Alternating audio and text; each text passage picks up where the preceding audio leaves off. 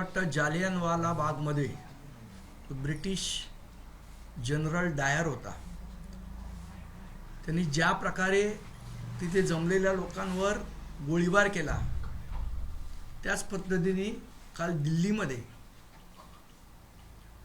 लाठीमार करणारे कायर होते.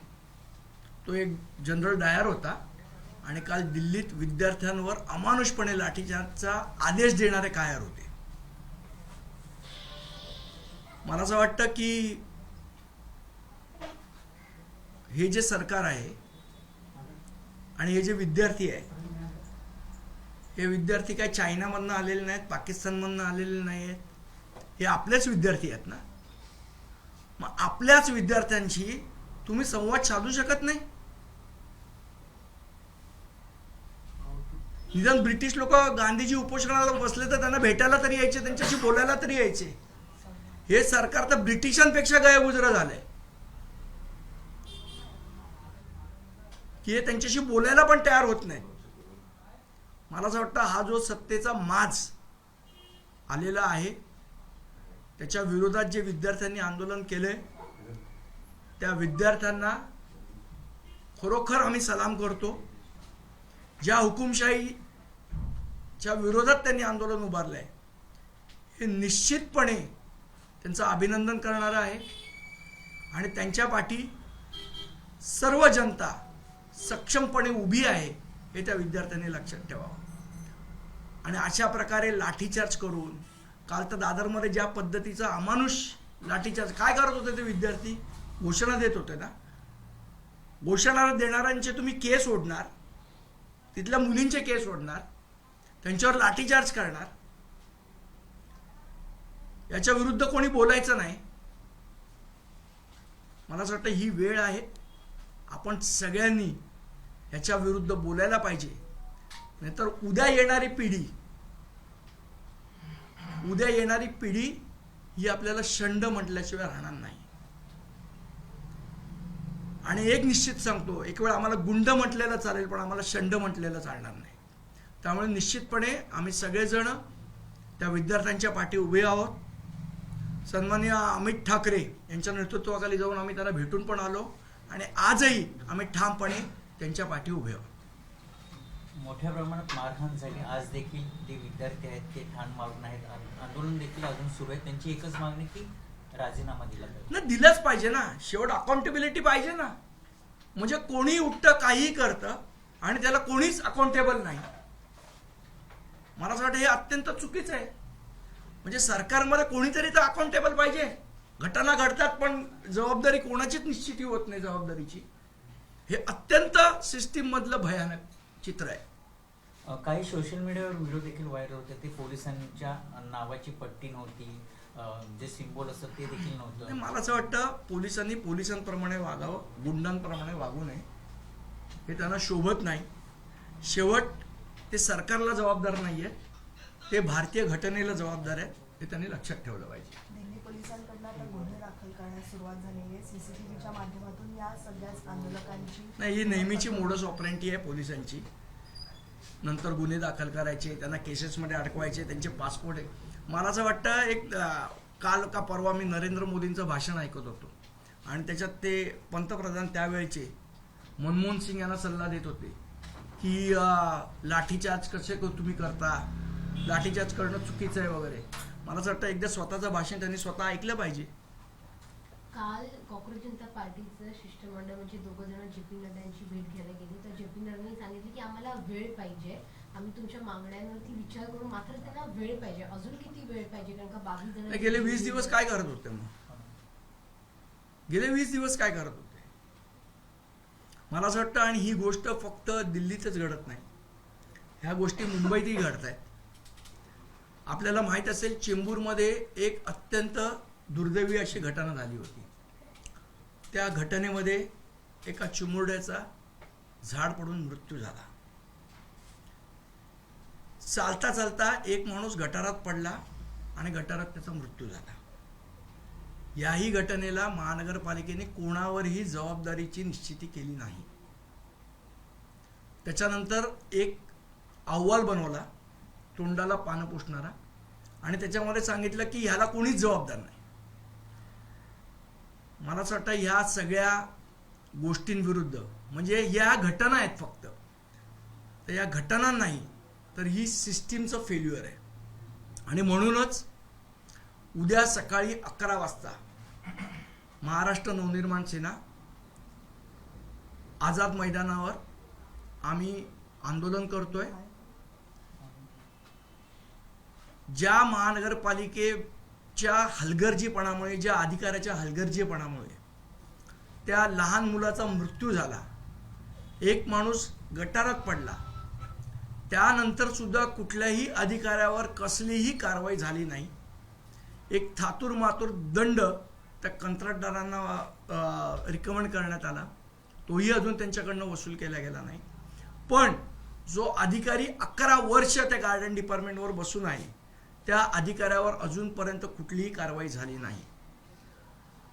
आमचं उद्याचं आंदोलन हे फक्त त्या अधिकाऱ्याच्या विरोधात नाही, तर जबाबदारी निश्चिती न करणाऱ्या व्यवस्थेविरुद्ध आहे. त्यामुळे आपल्या माध्यमातून माझं सर्व मुंबईकरांना आव्हान आहे की नुसता हा महानगरपालिकेचा विषय नाही आहे, हा व्यवस्थेचा विषय आहे. ज्या व्यवस्थेमध्ये कोणीच जबाबदार नाही अशी जी व्यवस्था उभारण्या करण्याचा प्रयत्न सरकार करते, त्या व्यवस्थेच्या विरोधातलं उद्याचं आंदोलन आहे. तर आपण सगळ्यांनी आपल्या माध्यमातून मी विनंती करतो, मुंबईतल्या सर्व नागरिकांना, सर्व विद्यार्थ्यांना, सर्व लोकांना की उद्या 11 वाजता आपण हे व्यवस्थेविरुद्धचं आंदोलन आहे हे करण्याकरता आपण या, असे मी आपल्या माध्यमातून सर्वांना विनंती करतो. महापालिका आयुक्तांना तुम्ही पत्र लिहिलं होतं की या त्या पत्राचं उत्तरही आम्हाला देत नाही ना, आम्हाला कुठली चर्चा करायला बोलवत. फक्त त्यांचं म्हणजे हे मोदींपेक्षाही आयुक्त मोठ्या झाल्या. मोदींना तर युगो आहे, पण मोदींपेक्षाही मोठा युगो भिडेन आहे असं मला वाटायला लागलं. काल संदीपजी दादरमध्ये नीटच्या विरोधात पेपर फुटीच्या प्रकरणामध्ये आंदोलन पाहायला मिळाले. तरुण विद्यार्थी होते, त्यांच्यामध्ये एक बॅनर औरंगजेबाचा पाहायला मिळाला. मग प्रश्न उपस्थित होतो, काय औरंगजेबाचा बॅनर पाहायला मिळाला, फोटोचा होर्डिंग मी तरी बघितलं नाही.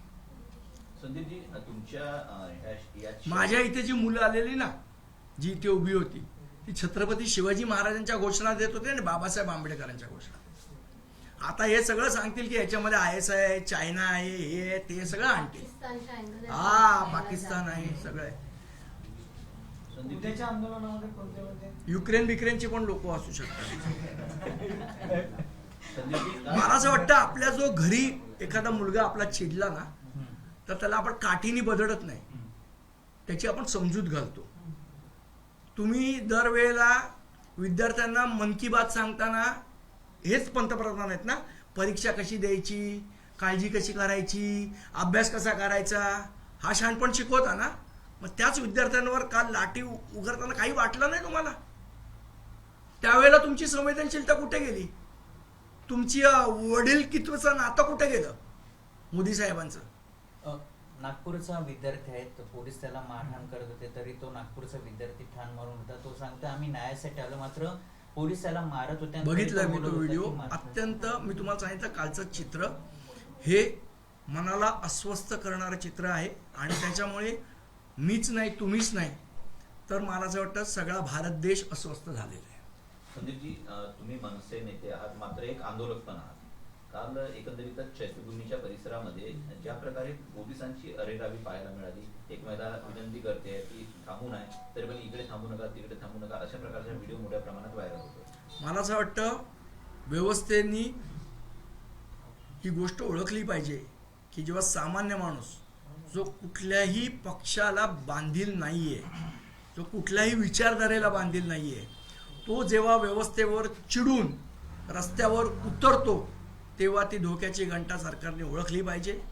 जर ओळखली नाही तर त्याचे परिणाम त्यांना भोगावे लागतात. कालच्या आंदोलनामध्ये 60हून अधिक विद्यार्थी जे आहेत, आंदोलनकर्ते जे आहेत, ते जखमी झालेले पाहायला मिळाले.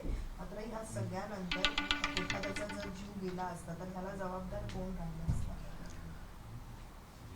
मला असं वाटतं सरकारच जबाबदार आहे याला. मला 20 दिवस सोनम वांगचूक उपोषणाला बसलेले, 20 दिवस सगळे विद्यार्थी तिथे जमलेले.